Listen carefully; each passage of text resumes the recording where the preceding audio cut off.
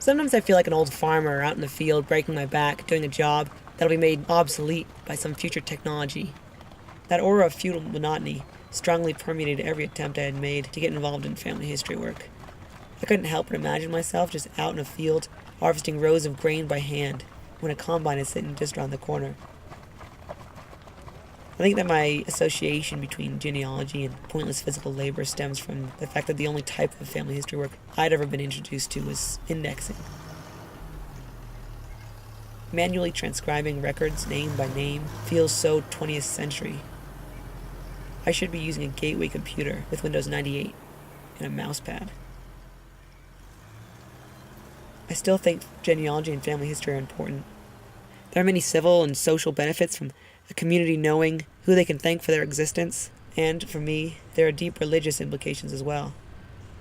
The Bible talks about the hearts of the children turning to the fathers, and if the purpose of family history is to turn hearts, shouldn't the first approach be emotional instead of industrial?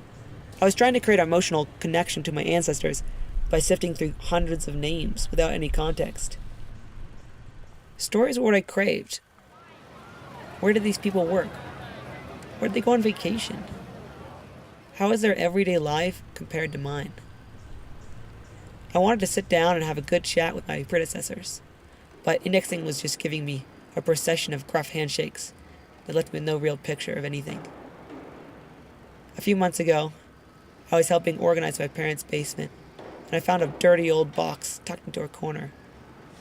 We had inherited that, along with a ton of other moldy stuff, from my great-grandmother's basement when she passed away 2 years ago at the age of 106. We hadn't touched it since. I opened the top, and beneath a layer of old papers I found at least a dozen reels of 8mm film. It was over 3,000 feet. Some had dates as far back as 1939 written on the side. Now I have 3.5 hours of footage recorded by my great-grandfather, Rulon D. Lewis.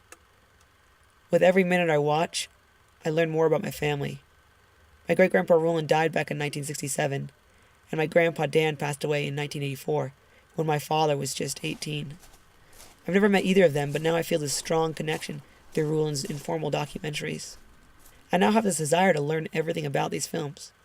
I want to know when and where and why he recorded what he did. I want to find out who all the other people were and sit down and talk with them. Their stories are what make family history important to me. So let me introduce you to my family and share a few stories. This is my father's father, Dan. He's going to grow up to be a banker. Look, he has a pet chicken. Well, maybe not a pet. This is his father, my great-grandpa, Rulon. He worked for the Department of Agriculture. He lived in faraway places like Thailand and Africa. He loved filming parades and flowers. And here's a glimpse of my great-great-grandfather, Daniel Lewis. Look at those glasses and that stash. What a stud. Now you know where I get it from. In the future, when I feel like I need to do some family history work, I might just set aside the indexing for a bit and call up my grandma and see what stories she has to tell.